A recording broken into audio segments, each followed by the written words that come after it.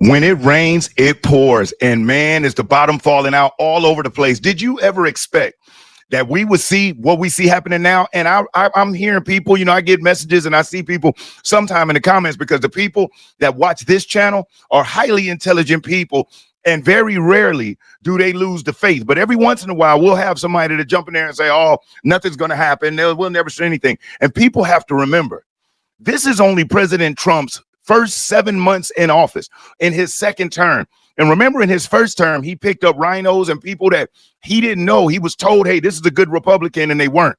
And there were certain other people who were already appointed to positions like FBI directors, CIA directors, that he would not believe would completely just become partisan and use their office, their positions in office, and weaponize it against them.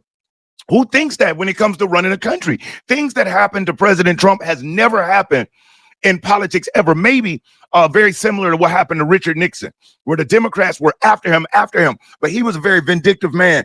And what he did is he went to protect one of his team members, because he didn't have any knowledge of Watergate, but he was trying to protect John Ehrlichman, one of his staff members, and trying to cover that up.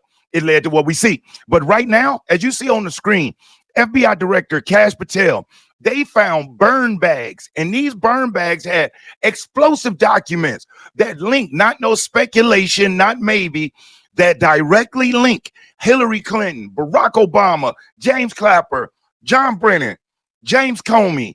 All of these people are linked in, and you got memos, you got emails. So in this video, wait till you see these explosive video clips that literally lay it out for you in real time what's going on. So please hang in there with this one, because I want you to be able to share this. And even if you don't share the video, share the information. Okay, so as you see here, this says FBI Director Kash Patel found sensitive docs on Trump-Russia probe buried in burn bags, right? Now, what those bags led to is this headline right here. Declassified documents reveal Clinton not only participated, she approved the plan to link Trump to Russia during the 2016 campaign. So here we are, everybody blaming Obama, but it's Hillary Clinton who approved it. It's the Hillary Clinton Foundation who funded it. It's Barack Obama who directed it, because as the president, he was the only one that could get his minions, the head of the director of the CIA, the head of the FBI, and the head of the NSI, which is the DNI, which is the department that Tulsi Gabbard heads, which was James Clapper. You got Kash Patel doing the job that James Comey did as the FBI director.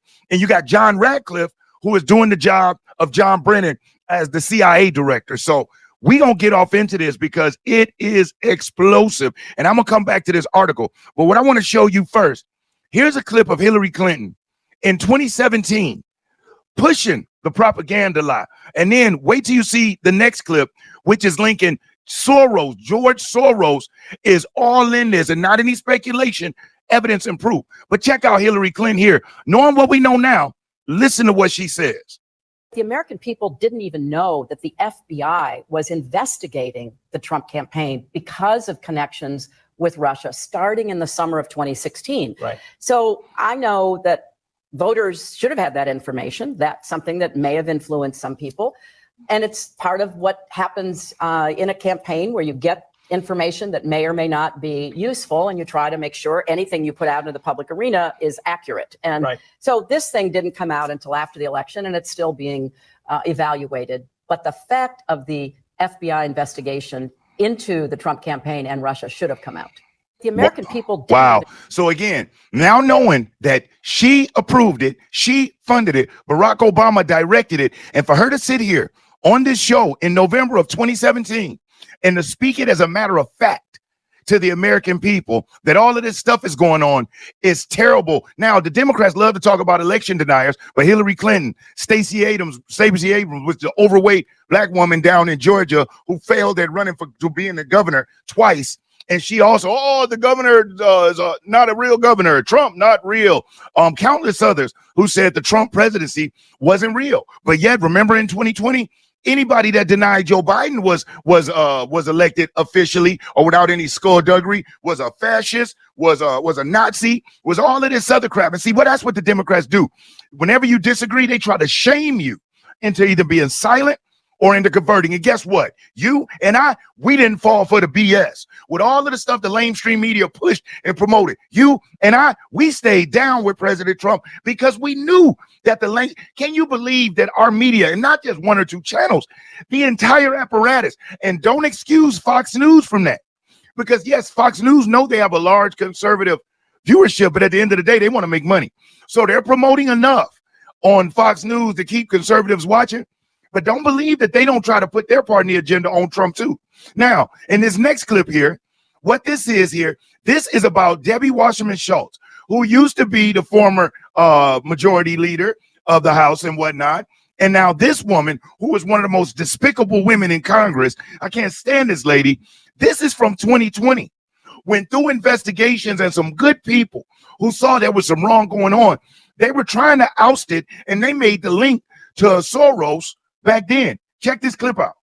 The document reportedly came to the attention of U.S. intelligence officials from Dutch intelligence. It included discussion of an email exchange between former DNC chairwoman Debbie Wasserman Schultz and Leonard Bernardo, an official with Open Society Foundations run by George Soros. According to the Times, Wasserman Schultz allegedly told Bernardo that then Attorney General Loretta Lynch would not charge Clinton with a crime for having the private email server. Wasserman Schultz and Bernardo have both denied even being in contact with each other, suggesting the document was a fake attempt by the Russians to throw a wrench into the U.S. intelligence community. A spokeswoman for Bernardo sent me a statement today. I want to read part of it. Quote, Bernardo has never spoken with or corresponded with Congresswoman Wasserman Schultz in any fashion.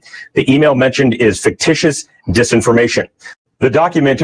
All right. Now, you just heard that, right? It said that Debbie Wasserman Schultz communication with Leonard Bernardo, the individual, never.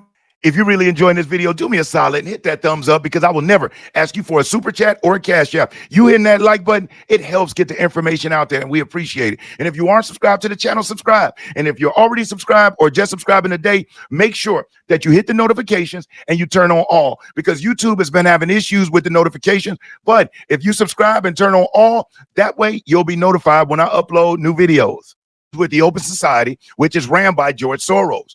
But in this next clip, I'm going to show you how that's a flat out lie. And now we have the evidence to prove it.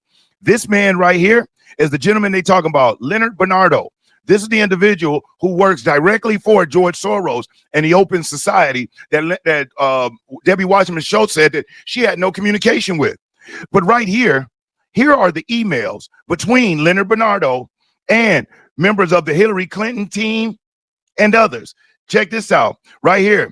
Obama has no intention to darken the final part of his presidency and legacy by the scandal surrounding the main contender from the DP.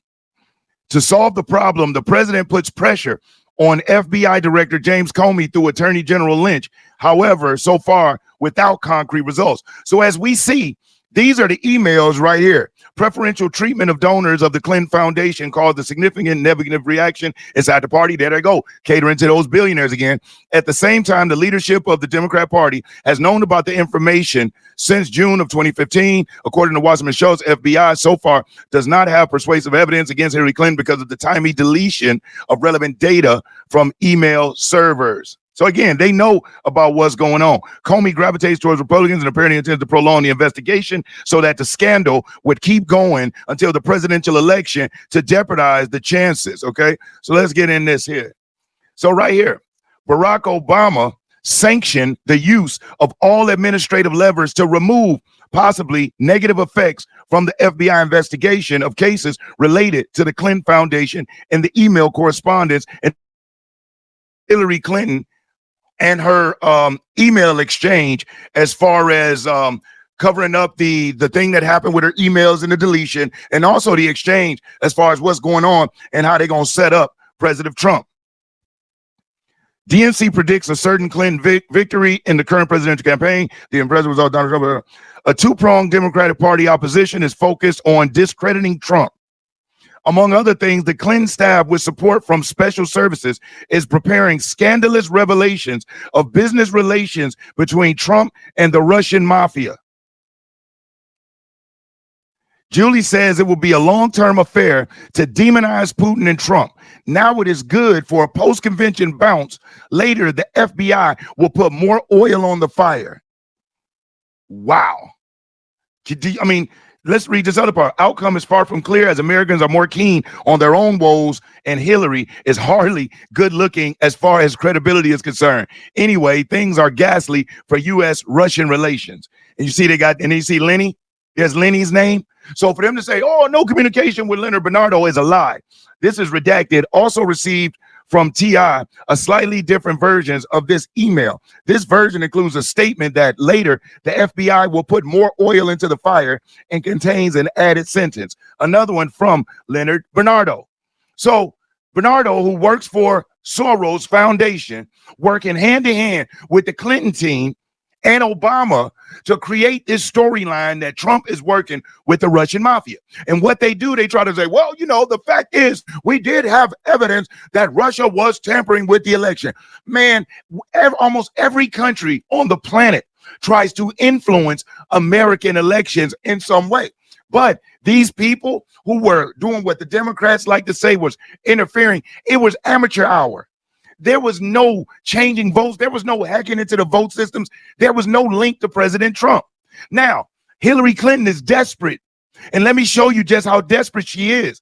This woman had the audacity to go on TV, and not back then, now, after being exposed, and guess who she calls on to help her out as far as to be able to find more dirt, or to find dirt, period, on President Trump. This woman is treasonous and deserves to be locked up. Allegedly. You know, I just do that just in case somebody tries to trip. Got to throw that allegedly in there. Check this out. You know, the only other adversary of ours who's anywhere near as good as the Russians is China. So why should Russia have all the fun? And since Russia is clearly backing Republicans, why don't we ask China to back us? I hereby tonight ask China. That's right. And not only that, China, if you're listening, why don't you get Trump's tax returns? I'm sure our media would richly reward you. This woman is a psychopath. Now, I want you to look at even Rachel Maddow, who is an extreme leftist, far left. Look at her face when she mockingly says this. Just look at this. You can see even she's like, whoa. Ask China. That's right. And not only that, China, if you're listening. Did you see her face? She said, oh, my God, Hillary Clinton can't be trusted. We know that. But to go as extreme, to continue the propaganda and say, oh, says Russia's supporting the Republicans. How? President Trump has been blasting Putin over this Ukraine thing. There's no evidence of Putin supporting the Republicans. But she knows that the hammer is dropping on her. And so she literally on television, even though nobody's hardly watching MSDNC, on TV, on Rachel Maddow's show, asked for China to step in to the election. Now, China's negotiating with America right now on tariffs. You think China's going to take a risk by doing what she wanted, knowing that Trump will slap tariffs on them that will destroy their country? Their economy is already really hanging on by a thread. But you heard it out of your own, with your own ears and out of her mouth. Now, let's check out this report that goes more into what's going on with Clinton, Soros, and the documents. And now we're talking about what they were communicating to each other. It's not just what seems obvious. Now it is what we can prove thanks to the declassifications from Tulsi Gabbard's DNI. And I think that this shows us that this was a soft coup attempt, that this was, the whole thing was coordinated, and that the real collusion was Hillary, the media, and the intelligence community's deep state to try to oust or hobble Donald Trump. And now the deep state is real. All of those people who thought that it was fake and that Trump was just exaggerating, he wasn't. So let's get into this article. Declassified documents reveal Clinton-approved plan to link Trump to Russia during 2016 campaign. Let me make this a little bigger for you to make sure you can see. Newly declassified intelligence documents indicate that Hillary Clinton signed off on a strategy during the 2016 presidential election to tie then-candidate Donald Trump to Russian interference efforts, a move allegedly designed to divert attention from scrutiny over her private email server. So this was all a part of covering up the 33,000 emails that she deleted and the servers that she broke and bleached. And when you bleach a server or a hard drive, there is no chance in whatever HE double hockey sticks that any information can be retrieved. This is after the emails have been subpoenaed. So after the subpoena, The hard drives were destroyed. The emails were deleted. Ironically, after an attack that happened in Benghazi, where American servicemen and women passed away. And James Comey, remember, they came out and said, oh, there's nothing. She didn't do this intentionally, even though it is against policy to send classified documentation on a private email server. You're supposed to use government servers where it can be tracked and monitored. So why would Hillary Clinton be working in the dark? Because she was also coordinating her own diversion and propaganda coup on the newly incoming president, Donald Trump. He hadn't even won yet, and they were already coordinating this. It's crazy. The details come to light as part of Special Counsel John Durham's investigation into intelligence community activities surrounding the 2016 election cycle. According to the document, the initiative was intended to stir public perception by amplifying narratives suggesting that Russian President Vladimir Putin was backing Trump, and to equate this with direct interference in U.S. election systems. A memo from the release file states Clinton approved the plan proposed by one of her foreign policy advisors, Julianne Smith, to smear Donald Trump by magnifying the scandal tied to the intrusion by Russian special forces in the pre-election process to benefit the Republican candidate, which we now know is totally false. As a matter of fact, reports show that Putin had information on Clinton that if she won, they were going to release. As a matter of fact, it was Putin and the Russians who released the information on Hillary Clinton to WikiLeaks. And if you remember, the left went after Julian Assange at WikiLeaks like a psycho, and they got him and they locked him up. We can only hope that they didn't do some type of mind warp. And anybody that think it's a game that these folks in this deep state and that government don't have reprogramming tools where they put somebody in an insane asylum and say they're crazy and do all types of crap to their brain and the way that they think. If you think that's a joke, or if you think that that's some type of conspiracy theory, it is not. As a matter of fact, at one point, Hillary Clinton even called for the American people who supported Trump to go through a reprogramming. Seriously, she called for it. And if I find that clip, I'm going to share it. Very strong partisans in both parties in the past, and we had very bitter battles over all kinds of things, gun control and climate change and the economy and taxes.